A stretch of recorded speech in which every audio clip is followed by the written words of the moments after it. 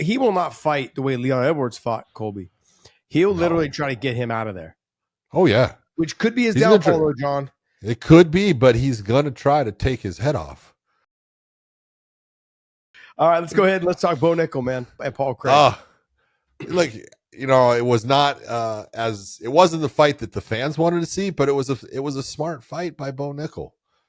You know, you're in a position where you can dictate where the fight's going to go.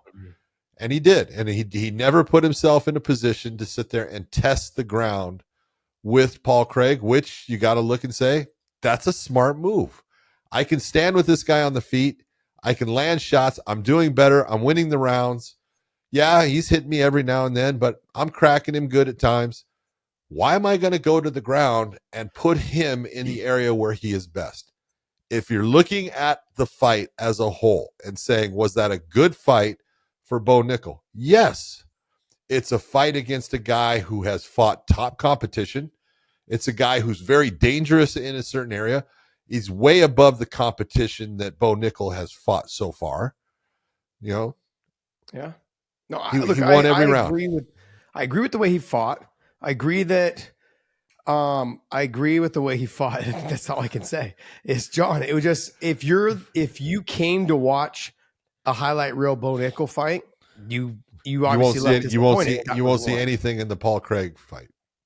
No, you won't see anything. There won't be any highlights on it. If I'm the UFC, we set that up for what, John? We talked about this last week. We set it up for what? We set it up for you to showcase your ability to get this fighter out of here. Yeah. So and that's really what we set this up for. Look, we knew he couldn't take you down.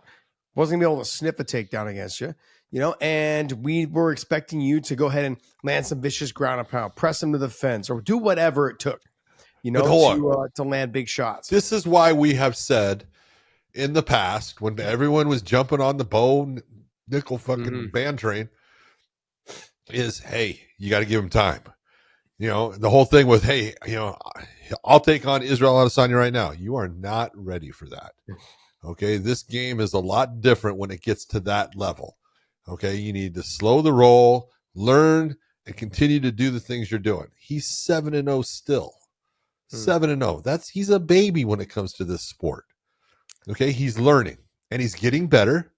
He can control where the fight goes. That's a huge, aspect of it. But if you're going to take a look and, people are talking about Bo Nickal against, Khamzat Chimaev. Look at one of them's a wrestler and one of them's a fighter. Yeah. Okay. The wrestler's not going to win in that competition. So too many weapons. Bo Nickal right now is exactly. I agree with you. It wasn't an exciting fight. No, it wasn't. But it was a smart fight for him. All right. Well, I think the Joaquin Buckley versus Colby Covington. Colby Covington. I think it's a fantastic fight. It's great. I love it. If I was going to pick someone for him to fight that should be at the level of which I would want him to fight him at, would be this fight. What I mean by that is, I don't want to give Colby Covington somebody that potentially gets him right back to a title shot, like a Shavkat or Ian Gary. I want to give him a Joaquin Buckley, who's got maybe one more fight after Colby to win before he gets a title shot. I would want to see that. I think because everything I've seen from Colby is he gets one win, doesn't matter against who, and then it's like he gets another title shot. I think we should be past that by now. Now you're going to fight Joaquin Buckley. If you would have fought Shavkat or you would have fought Ian Gary, we'd be talking. Oh, if I win this fight, I'm getting a shot. I'm getting another title shot. I'm like, geez, no. I've seen it. I've seen it too many times. I'm over it. I'm done. Show me give me a string of 3 or 4 wins, Colby, and then I might be interested again. But until then, yeah. And I think this is a great fight because Joaquin Buckley is the speed, the power in the hands, the explosiveness, the willingness to do whatever the fuck he wants inside that cage is fun. Is definitely fun. And the Colby Covington we saw in his last fight, the one that was afraid to pull the trigger, the one that didn't really wrestle a whole lot, didn't push the pace, looked a little tired, or at least just didn't have the energy to just grind on. Didn't have the ability to get takedowns, which is normally which is the way he wins fights. Doing that. Yep. And so this is going to be interesting. I'm actually surprised that Colby Covington took this fight. Really? Yeah. I mean, him. I felt like he would have pitched for the Rakhmonov fight or the They weren't going to give him the Shavkat They weren't going fight. to give him the Shavkat fight. No. Yeah. I look in, and I think Colby actually bit on this fight thinking, all right, I've seen people out wrestle Buckley in the past, and I can out wrestle him and I can take him down. Now, that's a different Buckley, though, too. Buckley's a different fighter. Didn't Buckley lose to Usman? In his first, like I thought they fought a long time. Who did Buckley lose to? Like a long time ago in the UFC. He was in the UFC first. Then he went to Bellator. Then he came back lost to Kevin Holland. I thought he lost to somebody else. Was it who? Oh no, sorry. Who did he lost to? Logan Storley in Bellator. That was in Bellator. Yeah. Yeah. Sorry. You said UFC. Yeah, I was thinking. Yeah. For some reason, I thought he was in. I knew he fought somebody, either Logan Storley or Usman. Obviously, it was Logan.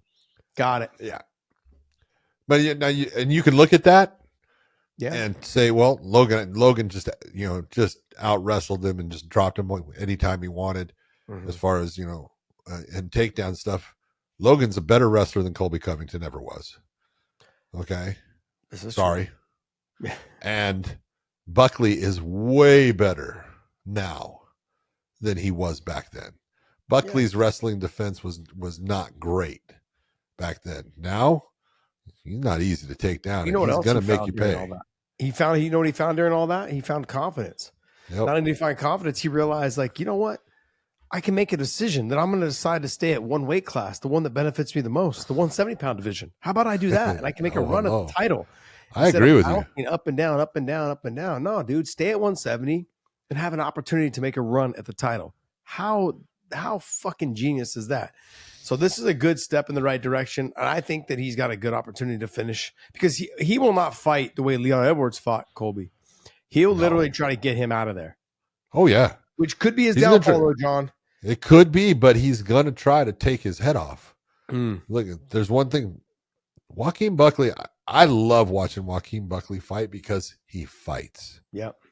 Look, and this goes back to when he was at Bellator and they let him go, and you and I went, "What the fuck is wrong with you people?"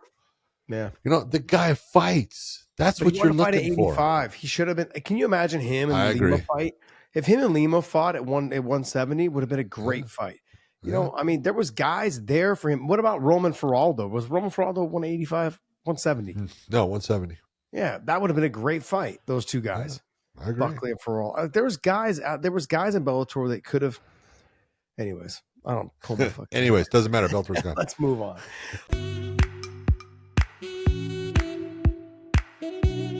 This episode is brought to you by BetUS. Make sure you guys YouTube 150 for the promo code. Also, Element. Use the link in the descriptions down below. Any product you buy from there, they will send you a bonus package of product if you use our link down below. Element's amazing, man. I love it.